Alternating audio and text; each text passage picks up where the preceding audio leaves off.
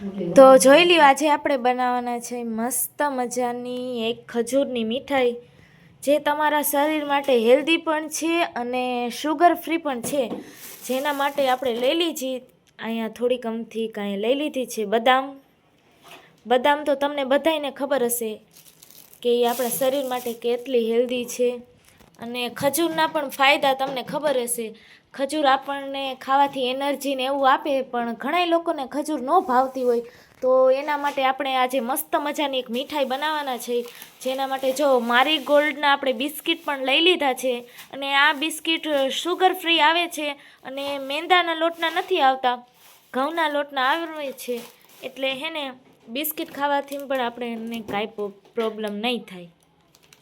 તો જો બધી વસ્તુ તો આપણે લઈ જ લીધી છે, બદામ, ખજૂર અને બિસ્કિટ.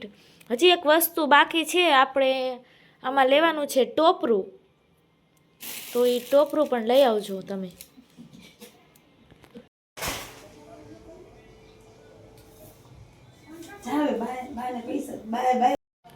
તો જોઈ લ્યો, આપણા ખજૂર હવે થોડીક જ બાકી રહી છે. આપણે અહીંયા બધાય ઠરિયા ફોલી નાખ્યા છે ખજૂરના. જો મસ્તીની ખજૂર થઈ ગઈ છે. તમે ઠરિયા વિનાની પણ ખજૂર લઈ શકો છો, પણ હેને તમારે એક એ ધ્યાન રાખવાનું, ખજૂર હેને સેજ પોચી લેવાની. તો જો આપણે અહીંયા ઘી પણ લઈ લીધું છે, અને અહીંયા આપણે રાખી દીધી છે ભાઈ કડાઈ. હવે આપણે એમાં નાખવાનું છે થોડુંક ઘી. થોડુંક આપણે નાખી દીધું છે એમાં ઘી.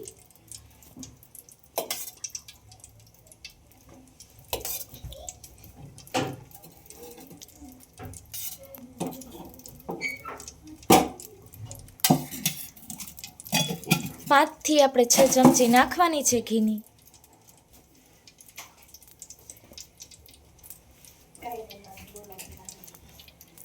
જો પછી આપણે એમાં નાખવાની છે ખજૂર.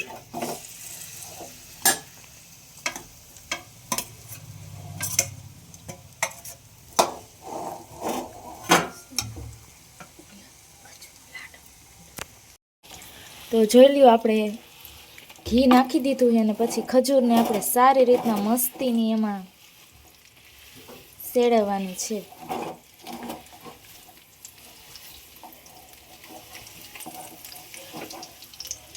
અહીંયા આપણે લઈ લીધો છે બદામનો ભૂકો. માંડવીના દાણાનો નથી હો, બદામનો જ છે, જોઈ લીજો.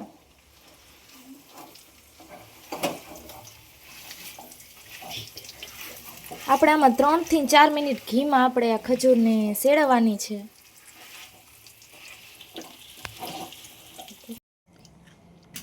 તો જોઈ લ્યો, આપણી બેન આ મસ્ત મજાના ખજૂરના લાડવા વારવા માંડી છે. જોઈ લ્યો તમે એકવાર લાડવા.